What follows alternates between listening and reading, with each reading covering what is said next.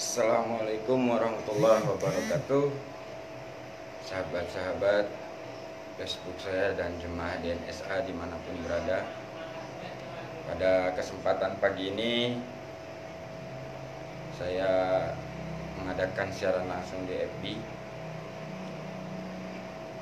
Sebelumnya saya panjatkan puji dan syukur kepada hadirat Allah Subhanahu wa taala yang telah memberikan kekuatan untuk melakukan siaran langsung ini. Tidak lupa pula selawat serta salam kita panjatkan kepada Habibana wa Nabiyana Muhammad sallallahu alaihi wasallam. Mudah-mudahan kita adalah salah satu umatnya yang mengamalkan apa yang diajarkan oleh beliau sampai yaumil akhir. Pembahasan pada pagi kali ini adalah bagaimana mengatasi depresi berspiritual, yaitu dengan menyelaraskan jiwa, raga, dan ruh. Ini dikarenakan kemarin itu banyak teman-teman, sahabat-sahabat yang mengeluh dengan keadaan yang menimbulkan akhirnya sebuah keadaan depresi, tekanan batin yang luar biasa di saat kita belajar mengenal Allah. Di sini alhamdulillah saya pun baru dipahamkan oleh Allah tadi malam. Jadi di saat saya melakukan zikir nafas sadar Allah itu, dan di saat berkomunikasi dengan Allah itu, disitulah saya diberikan pemahaman oleh Allah tentang bagaimana kita menyelaraskan jiwa, jasad, dan ruh kita agar tidak terjadi depresi berspiritual. Oke, sebelumnya bagi teman-teman yang ingin hadir silahkan masuk di room siaran langsung kita di sini. Pada saat ini kita memang masih keadaan lockdown, masih dirumahkan ini, jadi ngopi dulu. Alhamdulillah. Bagi teman-teman, sahabat-sahabat, mungkin ada yang mengalami setelah mengamalkan zikir nafas itu kondisi-kondisi yang jenuh atau kecewa ataupun merasa bosan.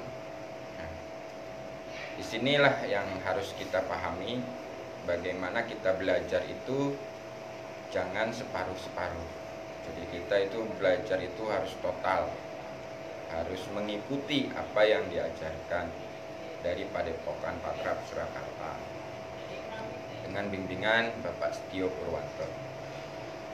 Jadi setelah kita melakukan zikir nafas itu, kita harus aplikasikan. Karena kalau tidak diaplikasikan, maka itulah akan mengalami keadaan-keadaan depresi atau tekanan jiwa. Karena di sini kita sedang mempelajari bagaimana kita mengenal jiwa kita sehingga mengenal Allah. Nah, di susunan di Padepokan Patrap itu pembelajarannya yang awal itu ya memang zikir nafas. Zikir nafas ini setelah kita amalkan, nah itu harus diaplikasikan dalam kehidupan. Nah, di saat kita mengaplikasikan dalam kehidupan ini akan menghadapi masalah-masalah. Nah, di saat menghadapi masalah ini di Padepokan Patrap diajarkan dengan menghadapi masalah menggunakan 3T, yaitu tasbih, tahmid, takbir. Nah, setelah kita mengamalkan ini diaplikasikan, sehingga apa? Ya, masalah kita akan terselesaikan. Nah, setelah kita mengalami permasalahan dan terselesaikan masalahnya, kita harus aplikasikan lagi kesadaran jiwa kita ini untuk melakukan amanah tanda perintah dari Allah. Nah, disinilah sebetulnya penyelarasan antara jiwa, jasad, dan ruh kita. Memang di saat diperjalankan dalam duduk timpu itu ya perjalanan astral, jiwanya yang diperjalankan.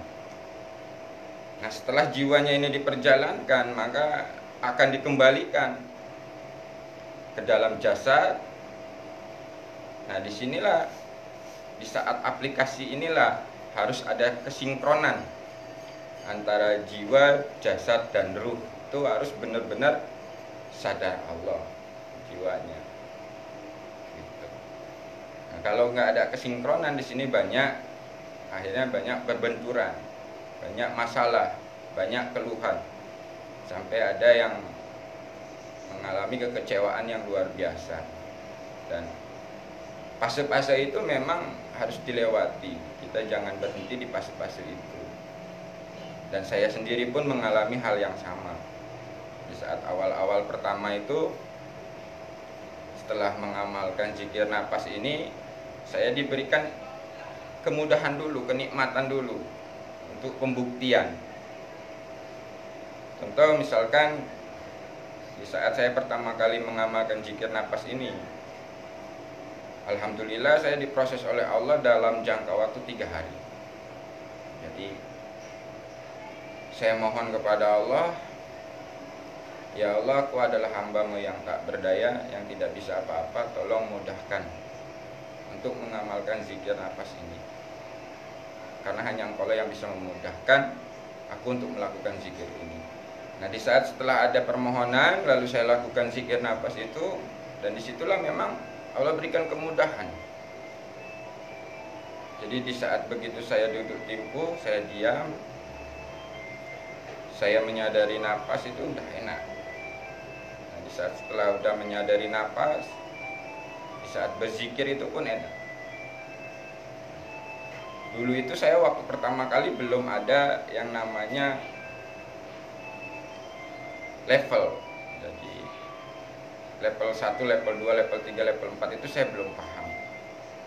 Jadi saya hanya melakukan apa yang disarankan di YouTube-nya Pak Pur, lalu saya lakukan.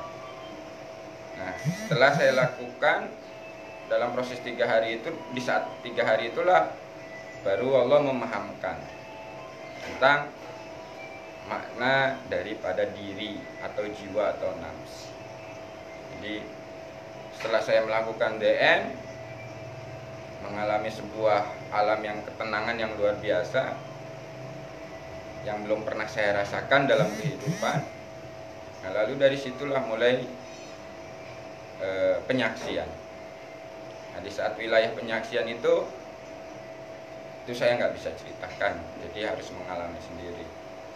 Nah, namun setelah disadarkan kembali dari zikir itu, nah di situ seakan-akan saya ini bisa berkomunikasi dengan Allah. Nah, dan saya saat itu saya ceritakan ya dianggap gila memang. Tapi inilah kenyataannya yang harus dialami. Jadi awal pembuktiannya itu di saat saya bicara kepada Allah, ya Allah, pertemukanlah aku dengan guru besar zikir nafas ini. Di saat kesadaran ini nyambung ke Allah, di situ komunikasi dengan pakai bahasa kesadaran. Ya Allah, pertemukanlah aku dengan guru besar zikir nafas ini. Jadi tiba-tiba di situ Allah menjawab melalui seseorang. Jadi tiba-tiba ada yang nelpon, namanya Pak Herman. Pak Herman ini saya belum kenal dan saya belum tahu. Tiba-tiba dia nelpon mau menjemput saya untuk mengajak saya bertemu dengan Pak Setio Purwanto. Nah, disitulah kesadaran saya menangkap bahwa inilah jawaban dari Allah. Karena kalau bukan Allah nggak mungkin bisa seperti ini. Jadi secara cepat. Jadi zuhur kita minta, asar langsung dijawab. Dan alhamdulillah di sana saya dijemput Pak Herman, lalu dipertemukan oleh Allah dengan Pak Pur di Kebonjeruk. Nah, ini saya menceritakan kronologi kembali awal pertama kali saya mengamalkan zikir nafas sadar Allah. Jadi agar ada sebuah kepahaman kita itu kenapa mengalami hal-hal yang istilahnya di luar nalar kita. Di situ kan penyaksian yang nyata. Dan memang tadi Pak Pur pun di YouTube-nya sudah melakukan siaran langsung dan menceritakan bagaimana berkomunikasi dengan Allah, berinteraksi dengan Allah, dan dikemas menjadi sebagai amanah tanda perintah dalam kehidupan. Nah, di sini pun saya menjalankan amanah tanda perintah dari Allah. Amanahnya ya sahabat-sahabat saya. Tandanya ini banyak yang mengeluh. Banyak yang mengeluh dengan keadaan-keadaan saat ini. Nah, perintahnya saya harus menyampaikan bagaimana cara untuk mengatasinya. Nah, jadi cara untuk mengatasinya itu adalah kita harus mensinkronkan antara jiwa, raga, dan ruh dalam aplikasi kehidupan ini. Jadi setelah kita mengalami perjalanan astral, perjalanan jiwa diperjalankan oleh Allah di saat duduk timpu, nah kita akan mengalami yang namanya diperjalankan jiwa, raga, dan ruh kita dalam kehidupan. Nah, ini yang lebih nyata, yang lebih real dalam arti kata penyaksian. Contoh seperti ini. Kenapa banyak orang-orang ini yang mengamalkan atau yang belajar berspiritual, dia mengalami depresi atau tekanan batin atau tekanan jiwa? Karena mereka ini pun masih punya keinginan-keinginan. Di saat dia masih banyak keinginan, tujuannya itu bukan Allah, maka di situ akan mengalami yang namanya depresi, tekanan batin atau tekanan jiwa. Contoh, ada yang ingin mengenal Allah itu pengen bebas dari miskin. Ada yang pengen mengenal Allah itu ingin merasakan ketenangan. Ada yang mengenal Allah itu ingin dapat jodoh. Ada yang mengenal Allah itu ingin dapat anak. Ada yang mengenal Allah itu ingin dapat harta. Nah, disinilah yang akan mengakibatkan depresi dalam berspiritual. Jadi memang perlu kemurnian. Di saat kita murni, hanya Allah tujuannya, lillah karena Allah. Nah, di situ akan dibenahi oleh Allah. Akan disinkronkan jiwa, raga, dan ruh kita itu diperjalankan dalam kehidupan ini. Nah, sesungguhnya ya tadi Pak Pur bilang, kalau untuk secara khususnya kita berhubungan dengan Allah itu dengan pakai adabnya kepada Allah itu ya di tempat yang ditentukan, kayak di mihrab tadi. Tapi kalau dalam aplikasi, ya berkomunikasi itu ya setiap saat, setiap waktu. Terkadang kita melupakan. Jadi di saat duduk tempo kita sadar, tapi begitu selesai duduk tempo kita nggak sadar lagi. Nah, ini banyak yang terjadi di dalam aplikasi kehidupan. Nah, bagaimana caranya? Ya agar kita selalu sadar. Ya disinilah kita harus melatih terus. Melatih bagaimana agar kita bisa memahami duduknya kesadaran kita di saat aplikasi tadi. Kadang kita bicara seperti ini, kita harus sadar kedudukan kesadaran kita di mana, kesadaran jiwa kita di mana. Apakah masih kepada Allah atau ke selain Allah? Ini kita harus paham. Nah, yang bisa memahamkan ini ya memang hanya Allah.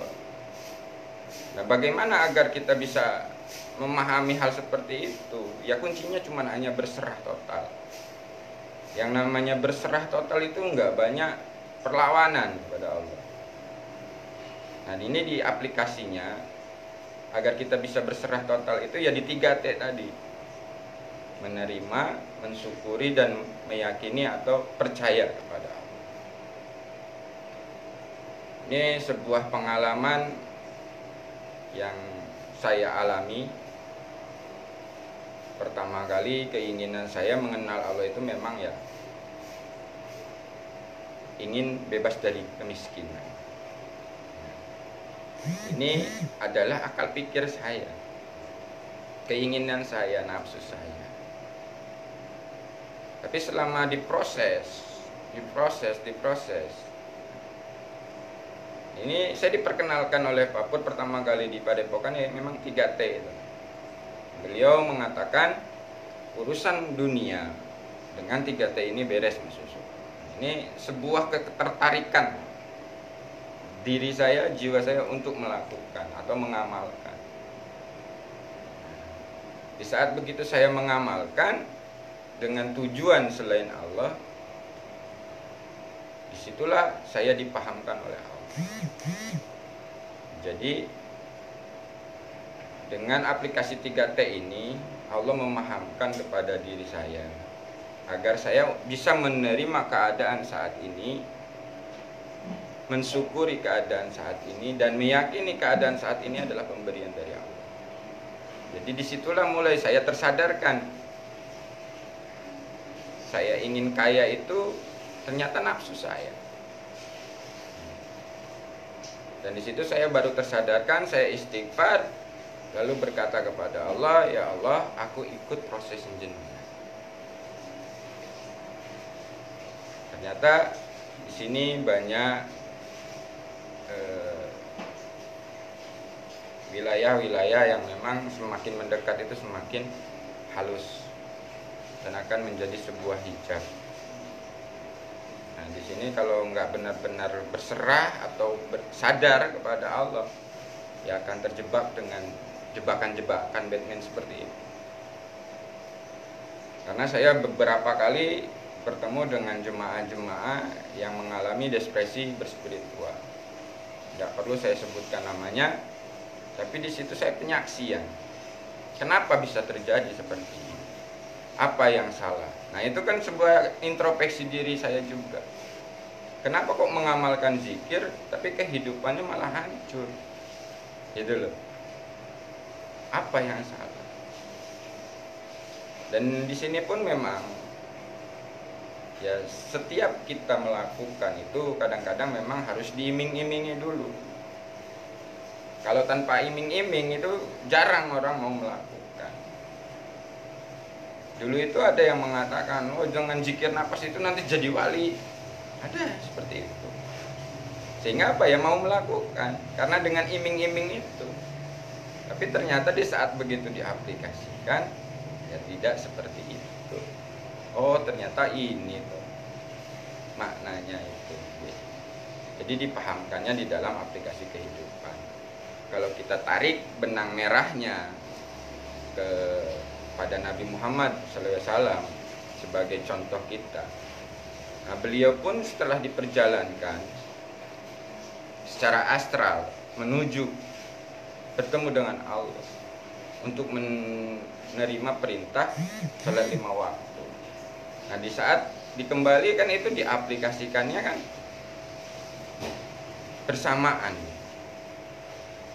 dengan beserta jiwa, raga, dan ruhnya dalam aplikasinya.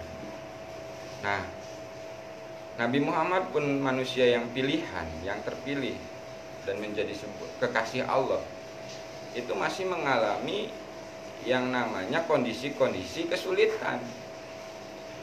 Sampai saya pernah mendengar cerita Nabi Muhammad itu lapar sampai diganjel perutnya pakai batu. Nah, itu orang yang menjadi kekasih Allah masih mengalami hal seperti itu, apalagi kita. Terus Nabi Muhammad juga dia mengalami yang namanya dicaci dimaki, sampai diludahi, sampai dilempari kotoran. Nah, itu manusia yang dipilih, terpilih. Ya apalagi kita. Jadi semakin saya tersadarkan di saat saya ambil tarik benang merahnya. Sampai Nabi Muhammad ini mengalami tidur hanya di pelepah daun kurma. Nah, jadi di sini kita bisa menyadari bahwa kita setelah dekat kepada Allah, itu bukan bisa mengabulkan keinginan-keinginan nafsu diri kita. Tapi setelah kita semakin dekat dan mengenal Allah itu, semakin kita akan menerima kehendak-kehendak Allah dan mengikuti perintah-perintah Allah dalam kehidupan. Jadi banyak yang masih salah paham di saat kita sudah mengenal Allah. Dan memang di dalam proses ini, ya, Pak Pur itu mengatakan proses ini ngeri-ngeri sedang. Kalau kita tidak mau mengalami proses, ya jangan melakukan, kan itu aja sebetulnya. Tapi kalau memang mau melakukan, ya harus menerima siap dengan proses. Karena pembelajaran itu ya disitulah kita akan dipahamkan.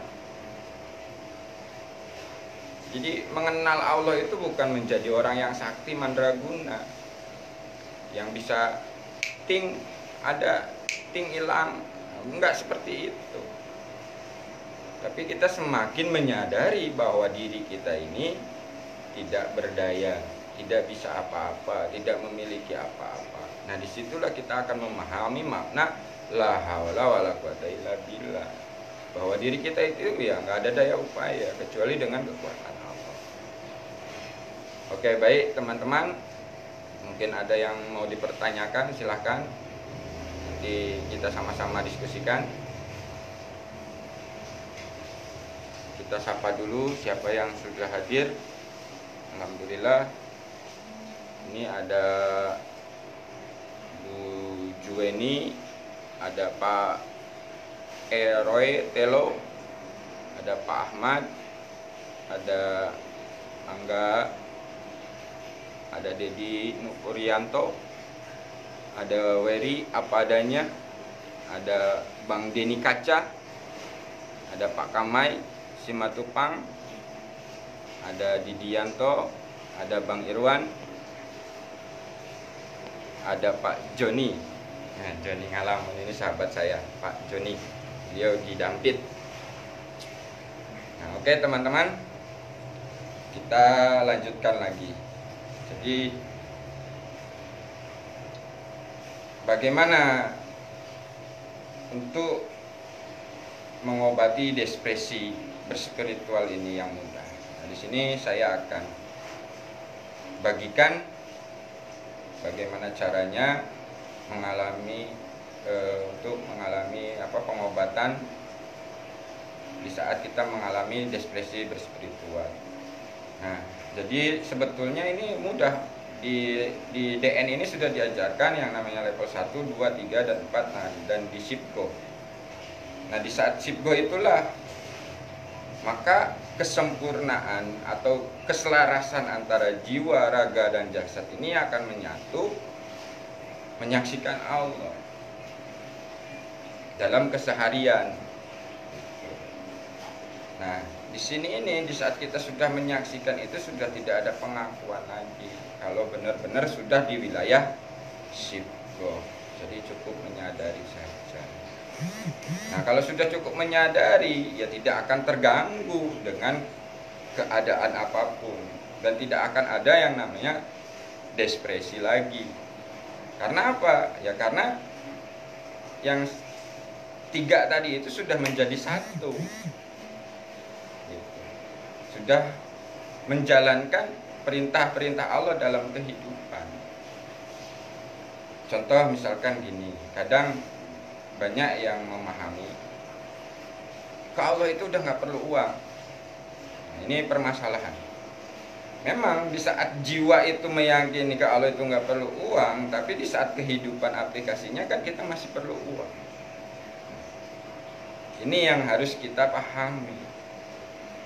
Jadi di saat ke Allahnya yang nggak perlu uang, ya di saat menjalani kehidupan ini ya tetap kita butuh uang, tapi sudah tidak terikat dengan uang gitu loh.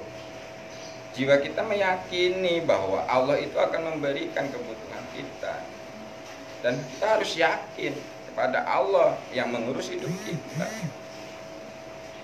Dan di saat kita mengalami keadaan sulit atau susah, kalau jiwa kita sadar bersama Allah, diurus Allah, itu akan tenang, tidak akan panik.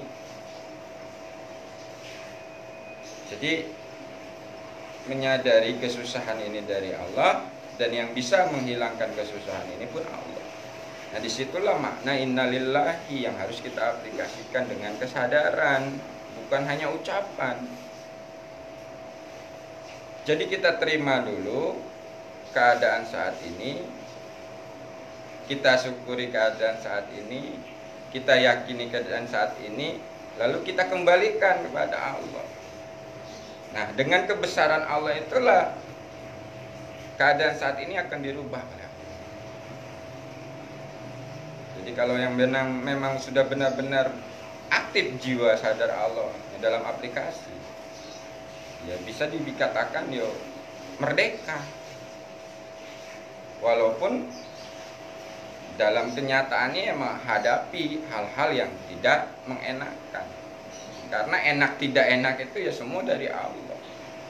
Yang tadi saya ceritakan, Kanjeng Nabi Muhammad itu yang mengalami yang namanya enak tidak enak. Apalagi kita sebagai umatnya, gitu. Nah, di sini kita harus benar-benar menyadari itu. Jadi sehingga kita bisa menerima keadaan apapun bahwa ini kehendak Allah. Nah, di saat kita sudah menerima, otomatis kita akan bersyukur kepada Allah. Bukan mensyukuri keadaannya, tapi bersyukur kepada Allah. Nah, di saat kita bersyukur kepada Allah, di situ akan timbul rasa bahagia. Jadi apapun keadaannya, kalau kita sudah bersyukur kepada Allah, kan bahagia. Nah, yang terakhir kita akan meyakini atau akan percaya dengan kebesaran Allah. Ya semua akan baik-baik saja, akan beres, akan terlalui. Jadi kebersamaan antara jiwa kita bersama Allah itu yang nggak bisa dibayangkan, nggak bisa dipikirkan. Karena di sini yang disebut wilayah laisa kamitslihi syai'un, tidak bisa diserupakan dengan apa. Tapi kita bisa sadari dalam aplikasi kehidupan. Jadi contoh seperti di saat jiwa kita sudah masuk ke dalam kekuatan Allah atau sidqo, celup. Nah, di situ ya sudah menyadari saja. Kita bicara ini ya menyadari saya bicara ini dengan kekuatan Allah. Saya melihat, saya menyadari melihat ini dengan kekuatan Allah. Saya mendengar, saya sadari saya mendengar ini dengan kekuatan Allah. Saya bergerak, saya melangkah. Nah, di saat kesadaran jiwanya tetap menyadari dengan kekuatan Allah, di situ sudah tidak ada pikiran lagi. Jadi hanya menjalankan. Nah, di saat kita menjalankan amanah, kesadaran jiwa kita pun harus menyadari dengan kekuatan Allah. Karena di saat kita tidak menyadari dengan kekuatan Allah, ya kita tidak mampu untuk menjalankan amanah Allah. Jadi amanah ini memang tadi sudah dijelaskan oleh Pak Pur. Amanah itu ya adalah yang dititipkan. Di sini tinggal kita aplikasikan dengan kemurnian sehingga ada sinkron antara jiwa, jasad dan ruh kita, tidak terjadi ekspresi berspiritual. Jadi kunci utamanya yaitu adalah kemurnian. Di saat kita murni, sehingga kita bisa menerima ketentuan Allah, mensyukuri ketentuan Allah, dan meyakini ketentuan Allah dalam kehidupan ini. Jadi kita ulang lagi bahwa di saat ada keterangan siapa yang mengenal dirinya maka akan mengenal Tuhan. Nah, di sini ini bukan di saat kita mengenal diri atau mengenal Allah itu menjadi Allah. Tapi diri kita yang dikehendaki Allah untuk mengenal Allah dengan cara Allah, gitu loh.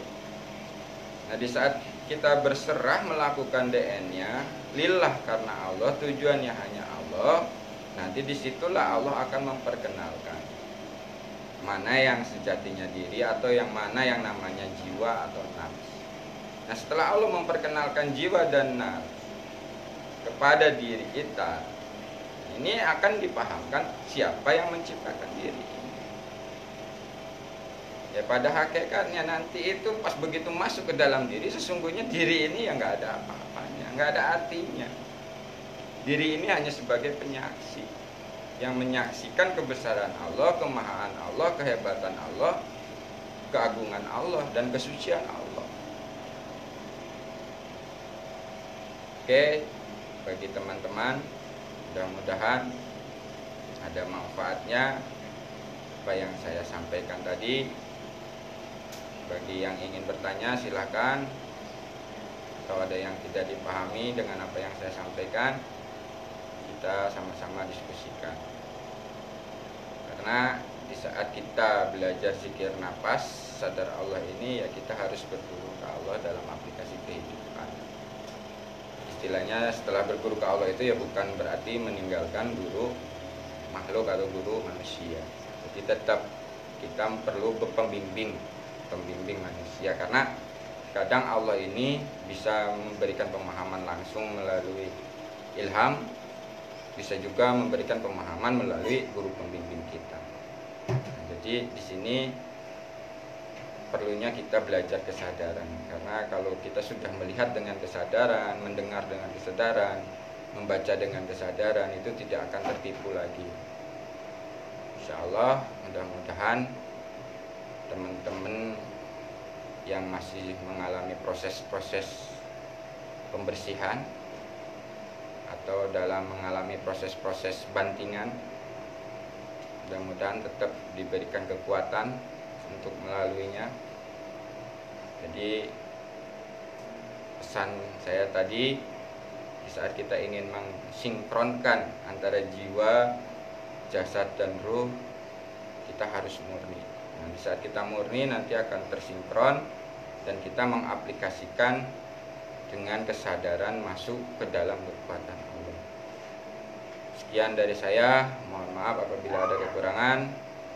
Assalamualaikum warahmatullahi wabarakatuh.